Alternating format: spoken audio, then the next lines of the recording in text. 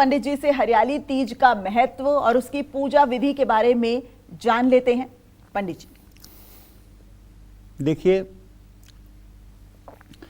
भविष्य पुराण के उत्तर पर्व में और मत्स्य पुराण के अध्याय 60 में और पद्म पुराण के सृष्टि खंड और अग्नि पुराण के अध्याय 178 के अनुसार त्रैलोक्य सुंदरी माँ ललिता का विवाह भगवान शिव के साथ शुक्ल पक्ष की तृतीया को हुआ था। इसलिए हर महीने की तृतीया तिथि सौभाग्य प्राप्त करने के लिए मानी जाती है। कल हरियाली तीज है। सावन माह में शुक्ल पक्ष की तृतीया तिथि को हरियाली तीज के नाम से जाना जाता है। हरियाली तीज का व्रत रखने और पूजन करने से अखंड सौभाग्य की प्राप्ति होती है। नारद महापुराण और स्कंद पुराण के अनुसार सावन की शुक्ल पक्ष की तृतीया तिथि को आने वाला व्रत स्वर्ण गौरी व्रत भी कहा गया है। इस दिन भवानी को 16 उपचारों से पूजा करने का विधान है। वो 16 उपचार क्या हैं? ध्यान, आवाहन, आसन, पाद्य, अर्घ, आचमनी, स्नान, वस्त्र, उपवस्त्र, गंधाक्षत, पुष्प, धूप, दीप, नैवेद्य, तांबूल, पुंगीफल और निराजन, आरती और मंत्र पुष्पांजलि। ये 16 उपचार हैं। अब मैं आपको बताता हूं कि हरियाली तीज का व्रत की पूजा विधि क्या है। तो कल हरियाली तीज पर महिलाएं निर्जला व्रत रखें। अब देखिए, एक बात बता रहा हूं क्योंकि कार्यक्रम तो पूरे भारत में देखा जा रहा है।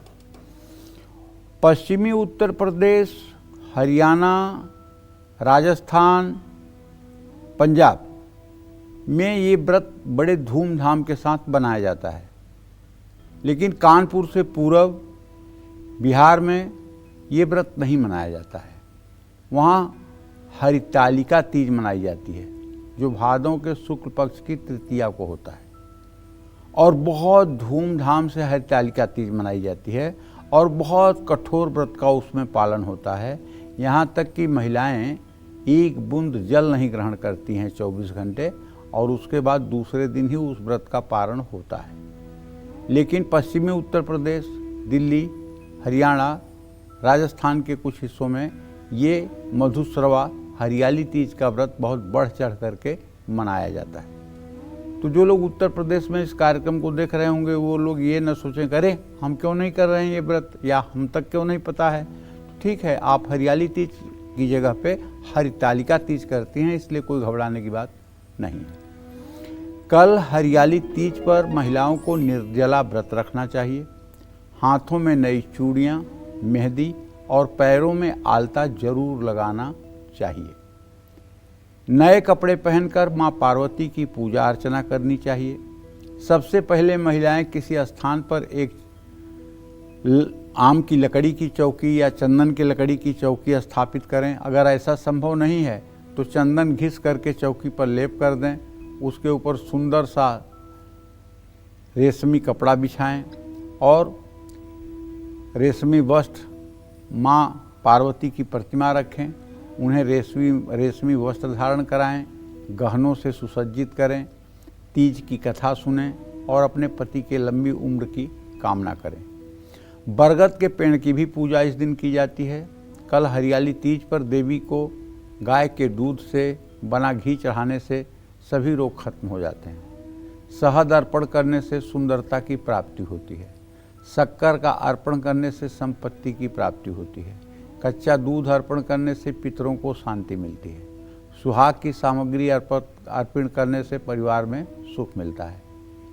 अगर आप अपने घर में ये पूजा नहीं कर सकते तो कोई बात नहीं, इसमें कोई डरने की बात नहीं है। आप शिव मंदिर चले जाइए, तो शिवालय में आपको शिव परिवार मिलेगा। शिव परिवार में कौन कौन मिलते हैं? भगवान भोलेनाथ मिलते हैं, उनके साथ में माँ पार्वती होती हैं, उनके साथ में स्वामी कार्तिकेय होते हैं, उनके साथ में भगवान गणेश होते हैं और उनके साथ में नंदी होते हैं। तो जो माँ पार्वती हैं उनके साथ में आप उन्हीं की पूजा उपासना कर लीजिए। उनको पहले जल से अभिषेक कर दीजिए, उसके बाद दूध से अभिषेक कर दीजिए, उसके बाद गन्ने के रस से अभिषेक कर दीजिए, उसके बाद शहद से अभिषेक कर दीजिए और उसके बाद घी से अभिषेक कर दीजिए, उसके बाद दही से अभिषेक कर दीजिए और खूब अच्छे से प्रतिमा को शुद्ध जल से साफ करके फिर रेशमी वस्त्र, आभूषण, गहने, चंदन तिलक, ये सब चीज़ें अर्पित कीजिए। धूप दीप दिखाइए और उसके बाद में भोग प्रसाद की सामग्री अर्पित करिए, फल चढ़ाइए। इससे मतलब कि सब प्रकार का आपका मंगल हो जाएगा। इसके अलावा देवी को दही अर्पण करने से धन की प्राप्ति होती है और घर में सदा सुख संपन्नता बनी रहती है। हरियाली तीज पर गाय के दूध का दान बहुत करने का महत्व है। तो देखिए, ऐसा है कि व्रत करने का बड़ा विधान है। पूजा तो आप 10 मिनट, 15 मिनट, आधे घंटे, 1 घंटे करेंगे, लेकिन व्रत आपका 24 घंटे का होगा। हर समय आपके मन में माँ पार्वती का चिंतन बना रहे। सीता जी भी धनुष यज्ञ के समय जब पार्वती पूजन करने जाती हैं तो कहती हैं, जय जय जय गिरिराज किशोरी, जय महेश मुखचंद चकोरी, जय गज बदन खडानन माता, आशीष तव अमोघ विख्याता। मतलब कहने का ये है कि अगर जगत जननी जगदम्बा आदिशक्ति माँ सीता पार्वती की पूजा कर सकती हैं तो सामान्य महिलाओं को माँ पार्वती की पूजा करने से पीछे क्यों रहना चाहिए? क्योंकि ये हर प्रकार की मनोकामना को पूर्ण करने वाली और सदैव अपने भक्तों के ऊपर प्रसन्न होने वाली है। एक बार हिमालय मतलब माता पार्वती के पिता, हिमालय ने माता पार्वती से पूछा कि देवी तुम रहती कहाँ हो? देवी भागवत में बड़ी अच्छी कथा है।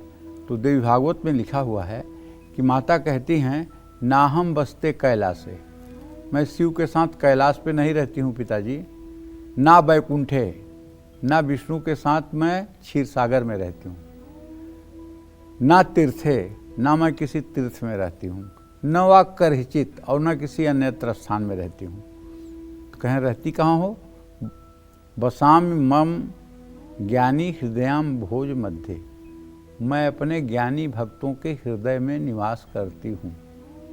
ना हम बसते कैलाशे, ना तीर्थे, ना वैकुंठे, न वा करहिचित, बसामी मदज्ञानी हृदयाम भोज मध्य, मैं अपने ज्ञानी भक्तों के हृदय में निवास करती हूँ। इसका मतलब आप समझ रहे हैं?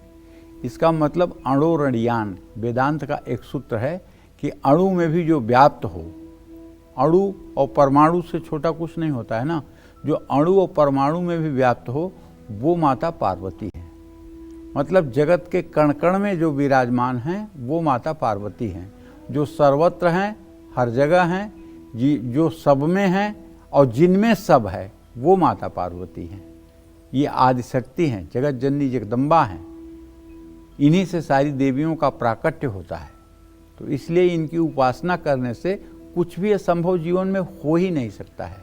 जीवन में कुछ असंभव हो जाए ऐसा है ही नहीं है।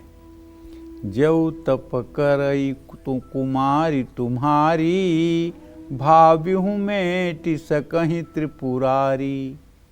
नारद जी कहते हैं हिमालय से कि अगर आपकी बेटी पार्वती तपस्या करे तो शिव जी जो है उसकी मनोकामना पूरी कर सकते हैं। और माता यही सुन करके तजहु नारद कर उपदेशु, जो 7 बार खुद कहीं महेशु। मतलब माता पार्वती कहती हैं कि नारद का उपदेश मैं त्याग ही नहीं सकती हूँ, चाहे 100 बार स्वयं आकर शंकर जी क्यों न कहें। जन्म कोटि लग रगर हमारी, बरहूँ शंभु न तरहूँ कुमारी। 1 करोड़ जन्म लूँगी, तपस्या करूँगी शिव के लिए, या तो शिव से विवाह करूँगी या तो कुंवारी मर जाऊँगी। तो ये प्रतिज्ञा होनी चाहिए हमें अपने पूजा पाठ के प्रति, ये ठसक होनी चाहिए हमें अपने पूजा पाठ के प्रति, और ये विश्वास होना चाहिए अपने पूजा पाठ के प्रति।